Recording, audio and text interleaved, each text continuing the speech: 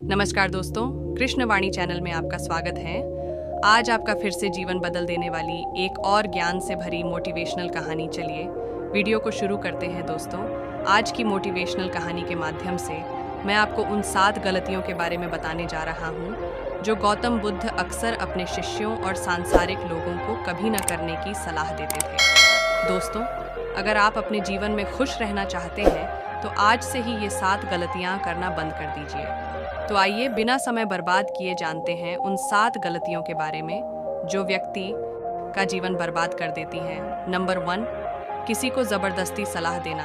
दोस्तों, सबसे पहले तो ये समझ लीजिए कि हम सलाह क्यों देना चाहते हैं। हम सलाह देना चाहते हैं क्योंकि हम चाहते हैं कि दूसरों को बुद्धिमान लगे, लेकिन होता बिल्कुल उल्टा है, यानी वह हमें मूर्ख समझता है। दोस्तों देखिए, 2 तरह के लोग होते हैं। एक तो वो जो बड़ी बड़ी कहानियाँ सुनाते हैं लेकिन उनकी बातों का लोगों पर कोई असर नहीं होता, और दूसरे वो हैं जो एक शब्द कहते हैं और लोगों के दिल कांप उठते हैं। इसलिए ऐसा इंसान बनो जिसकी हर बात की वैल्यू हो। एक छोटी सी घटना से मैं आपको समझाता हूँ। एक बार गौतम बुद्ध जंगल के रास्ते से गुजर रहे थे। तभी एक साधु की नज़र उन पर पड़ी और वह उनकी ओर आकर्षित हो गए। मित्रों, बुद्ध के प्रति आकर्षण होना स्वाभाविक था, और फिर वह व्यक्ति बुद्ध से पूछता है कि मुनिवर, क्या आप भगवान हैं? बुद्ध कहते हैं नहीं। तब भिक्षु पूछता है, तो फिर क्या आप सचमुच भगवान हैं? बुद्ध कहते हैं नहीं।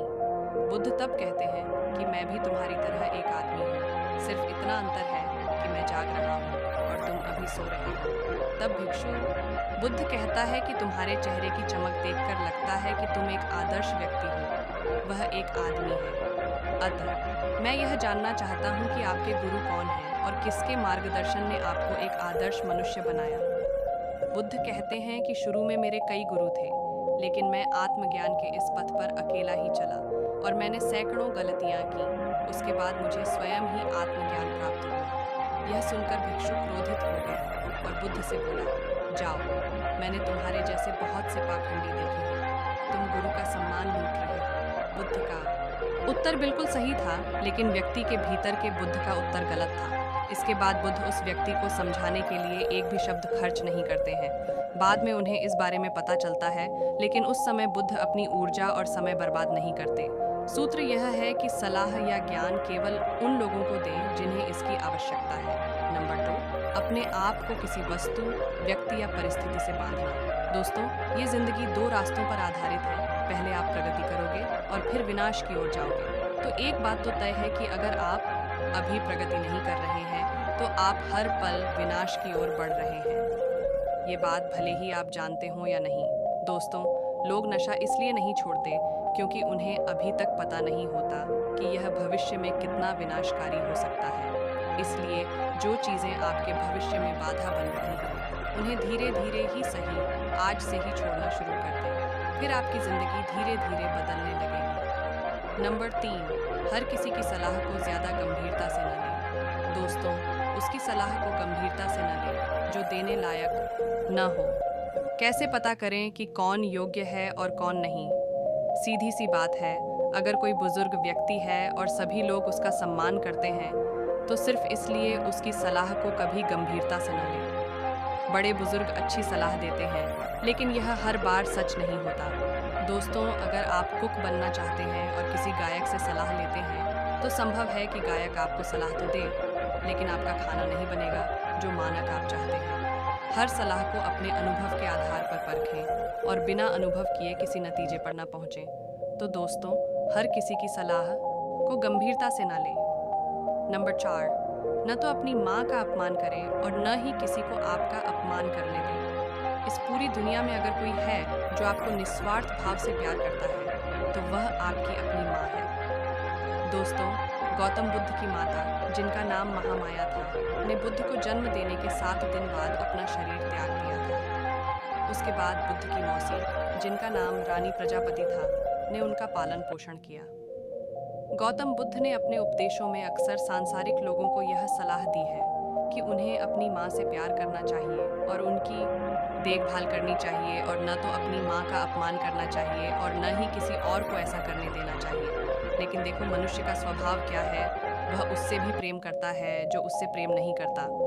दोस्तों, जिन लोगों को लगता है कि उनके पास जीवन में कुछ बड़ा करने का कोई बड़ा कारण नहीं है, तो आइए आज मैं आपको एक बड़ा कारण बताता हूँ। अपनी माँ के लिए कुछ अच्छा करें, उन्हें वह जीवन दें जिसकी वह हकदार है। नंबर 5, दूसरों के बारे में सोचते रहना। नोट: प्रत्येक शब्द को ध्यान से सुनें। दोस्तों, अगर आप ध्यान से देखेंगे तो पाएंगे कि आप सारा दिन दूसरों के बारे में सोचते रहते हैं और फिर अंत में दुख ही मिलता है।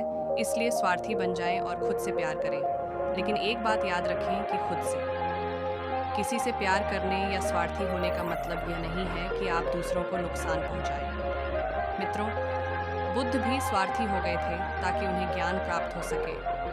जब उन्हें आवश्यकता पड़ी तो उन्होंने अपने पिता, पुत्र, पत्नी या राज्य के बारे में नहीं सोचा और केवल अपने बारे में सोचा और सब कुछ छोड़कर जंगल में चले गए। इसलिए जीवन में स्वार्थ होना ज़रूरी है, लेकिन सही मकसद के लिए और ताकि इससे किसी को नुकसान ना पहुंचे। नंबर 6, अपने आप को सबसे बुद्धिमान समझना बंद करें और सीखना बंद करें। दोस्तों, हमारे समाज में ऐसे बहुत से लोग हैं जो अपने आप को सबसे बुद्धिमान मानते हैं और हमेशा कहते हैं कि उन्हें सब कुछ आता है। ऐसे लोग कभी भी कुछ नया सीखने की कोशिश नहीं करते, जिसके कारण वे हमेशा पीछे रह जाते हैं। दोस्तों, जब हम कहते हैं कि हम सब कुछ जानते हैं, तो हम अपने हाथों से ज्ञान प्राप्त करने का दरवाज़ा बंद कर लेते हैं, जिससे हम पिछड़ने लगते हैं। दोस्तों, बिल गेट्स और वॉरेन बफेट आज भी दिन में ज़्यादातर समय पढ़ते रहते हैं और कुछ नया सीखते रहते हैं। दोस्तों, इसलिए हमेशा कुछ नया सीखते रहिए और आगे बढ़ते रहिए। नंबर 7,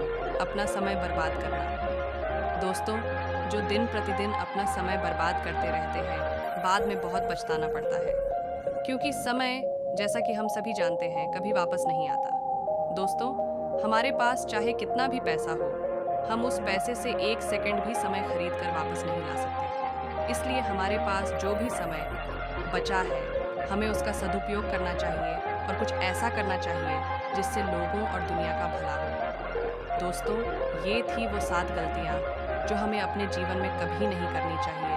और अगर आप भी अपने जीवन में ये 7 गलतियाँ कर रहे हैं, तो आपको अब से ये 7 गलतियाँ करना बंद कर देना चाहिए।